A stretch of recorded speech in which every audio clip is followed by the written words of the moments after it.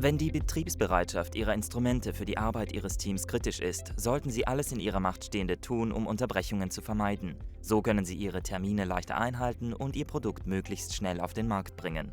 In derartigen Situationen, in denen Prävention ein kritisches Element Ihrer Wartungsstrategie ist, können Sie durch geplante Wartungen die Funktion Ihrer Geräte innerhalb der Spezifikation sicherstellen sowie genaue und wiederholbare Resultate erzielen.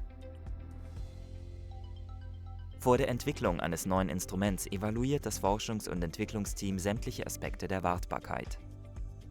Es gibt Bauteile, die theoretisch ewig halten können, zum Beispiel eine Leiterplatte. Es gibt jedoch auch Teile, von denen wir wissen, dass sie nur eine begrenzte Zeit halten. Diese Informationen erhalten wir üblicherweise von unseren Teillieferanten oder sie werden aus Erfahrung und historischen Daten gewonnen. Die erste Frage, die gestellt wird, lautet: Wie wird der Wissenschaftler durch den Ausfall dieses Teils beeinträchtigt?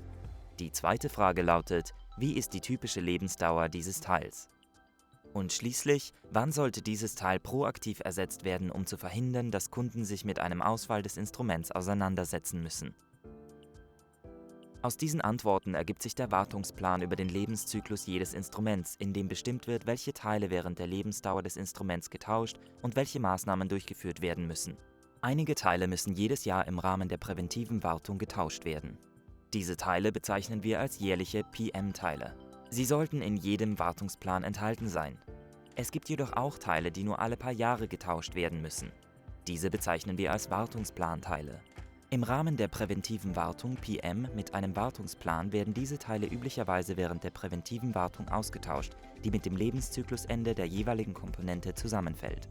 Dadurch werden ungeplante Reparaturbesuche vermieden und unnötige Fahrten und Arbeitskosten eingespart. Werfen Sie einen Blick auf den Wartungsplan für den Easy Viewer. Für jede Serviceaktivität oder jeden Austausch von Teilen können Sie auf der rechten Seite die Häufigkeit sehen. Unter jeder Service-Intervention finden Sie Hinweise dazu, wie der Ausfall dieses Teils den Wissenschaftler, seine Daten und die Gesamtleistung des Instruments beeinträchtigen kann. Im Rahmen des PM- und Reparaturplans werden die Wartungsplanteile erst dann ausgetauscht, wenn sie ausfallen. Wenn Sie eine präventive Wartung mit dem geplanten Wartungsplan wählen, werden die Teile proaktiv ersetzt, ehe sie ausfallen. Mettler Toledo wird das Alter und die Wartungshistorie der einzelnen Instrumente in ihrem Bestand nachverfolgen, um zu ermitteln, welche Wartungsplanteile jedes Jahr ersetzt werden müssen und die entsprechenden Preise angeben. Wenn Sie noch mehr Klarheit über anstehende Wartungsmaßnahmen haben möchten, können Sie einen Mehrjahresplan wählen.